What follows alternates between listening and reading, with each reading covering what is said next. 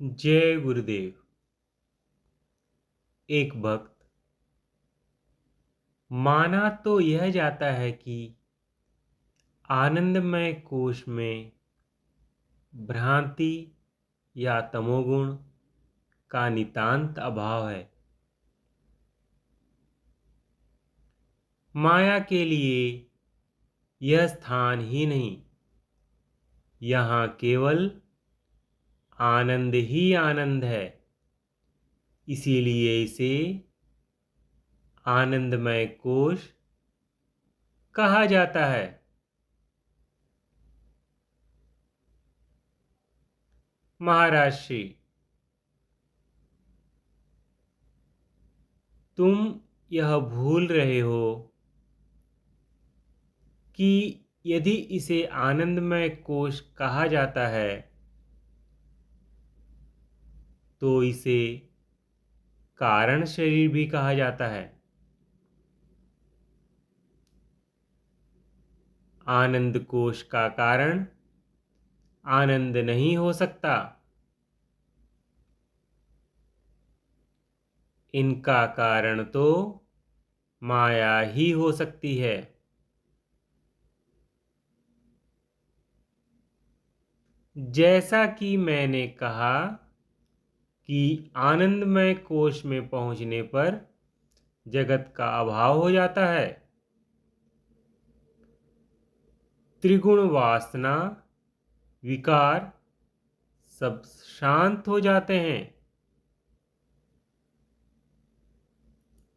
किंतु अभी शक्ति का आत्मा में विलय नहीं होता। आत्मा का आनंद आत्मा को आवरण की तरह लपेटे रहता है। अभी भी अद्वैत नहीं, द्वैत की अवस्था होती है। यह दोराहा ऐसा है जहां से एक मार्ग जगत की ओर जाता है तो दूसरा आत्मा की ओर। जगत की ओर बढ़ते हैं तो भ्रांति तथा माया का विकास होता रहता है, जिसका बीज आत्मा से आनंद की पृथकता में छिपा है। यहाँ भ्रांति नहीं, माया नहीं, किंतु वह कारण है जो माया तथा भ्रांति को पैदा करता है।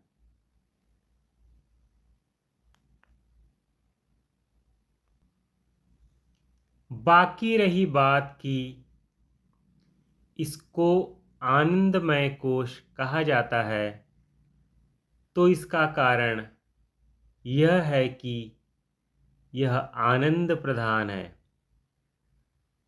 माया तो अभी गर्भावस्था में ही होती है। नीचे से ऊपर जाओ तो इस कोश पर पहुंच जाना समाधि अवस्था की पूर्वावस्था है। ऊपर से नीचे उतरो तो यह अवस्था संसार रूपी महादैत्य के जागृत होकर आगमन की पूर्व सूचना है। इस लोक में सर्वत्र आनंद है, किंतु जमीन के नीचे विनाशकारी पदार्थ छिपे हैं। इसे जहाँ एक ओर आनंदमय कोश कहा जाता है, वहीं दूसरी ओर कारण शरीर भी। इस कोश में ऐसे संकेत भी हैं जहाँ आत्मा के चैतन्य अद्वैतानंद के अतिरिक्त दुख का लेश भी नहीं।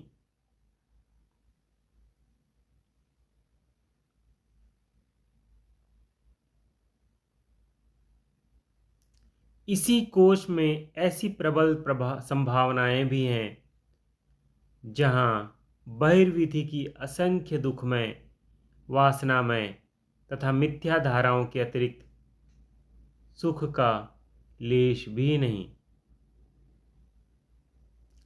इस कोश की भगवती चैतन्य शक्ति की उच्च शिखर पर स्थित उच्च भवन से उपमा दी जा सकती है,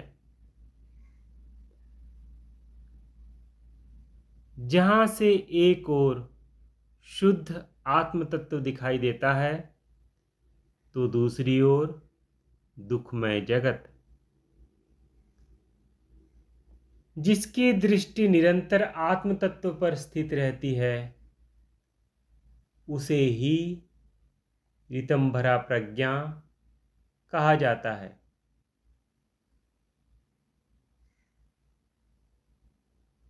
एक भक्त, आप इसे भगवती के भवन से उपमित कर रहे हैं, किंतु मुझे यह कोश किसी महादैत्य के दुर्ग के समान प्रतीत होता है, जहां से वह दैत्य जीवों को पकड़ पकड़ कर संसार रूपी जलती ज्वाला में फेंकता जा रहा है। महाराष्ट्री, ऐसा भाव तथा दृष्टिकोण के अंतर के कारण प्रतीत हो रहा है। संसार में खड़े होकर देखोगे तो जीव वहीं से टपक रहे हैं। यह शक्ति का प्रसव क्रम है, किंतु इस समय हम प्रति प्रसव क्रम की बात कर रहे हैं।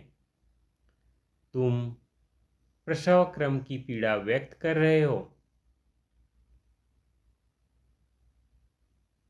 अंतर शक्ति जो कि अन्नमय कोश में प्रवेश से अपनी यात्रा आरंभ करती है तथा प्राणमय कोश, मनोमय कोश तथा विज्ञानमय कोश में से होती हुई अपनी लीलाएं प्रकट करती हुई आनंदमय कोश तक पहुंचती है। उस जागृत शक्ति की यह अंतर यात्रा अत्यंत लंबी, अत्यंत कठिन तथा अत्यंत फिसलनी है। यहाँ आकर शक्ति का एकमात्र कार्य होता है जीव को साथ लेकर आत्मा में विलीन हो जाना। इसकी सिद्धि के लिए कोई साधन नहीं, कोई उपाय नहीं। यह विलीनीकरण केवल ईश्वर कृपा के अधीन है। लौटकर आनंदमय कोश तक पहुंच पाना किसी भाग्यशाली साधक के प्रारब्ध में ही होता है। प्रायः साधक जबानी बातें बनाकर ही ब्रह्म स्थिति प्राप्त कर लेने का दावा करते हैं, किंतु अंतर में झांक कर देखें तो सिवाय कालिक के कुछ दिखाई नहीं देता। इसीलिए बार बार यही कहा जाता है कि अध्यात्म केवल बातों का, पठन पाठन का, वाद विवाद का, पूजा पाठ का अथवा तीर्थ यात्रा का विषय नहीं। इसके लिए अंतर हृदय प्रभु प्रेम में रंगना पड़ता है। अंतर की यात्रा करनी होती है तथा वासनाओं, विकारों से मुक्ति प्राप्त करनी होती है। कई बार गिरना उठना होता है, कई बार भटकना संभलना होता है। दीनता, विनम्रता, सरलता, समर्पण एवं उदारता इसके अनिवार्य सहायक हैं। सहनशीलता के बिना साधन की सीढ़ियाँ चढ़ पाना कठिन है। इतना कहकर महाराज श्री चुप हो गए। कुछ देर वातावरण स्तब्ध बना रहा। किसी को सूझ नहीं रहा था कि क्या बात करे। फिर महाराज श्री ने कहा, अब आप लोग जाकर विश्राम करें। जो कुछ यहाँ विचार हुआ है उसका मंथन करें तथा अध्यात्म साधन के लिए रास्ता तलाशने का प्रयत्न करें। जय गुरुदेव।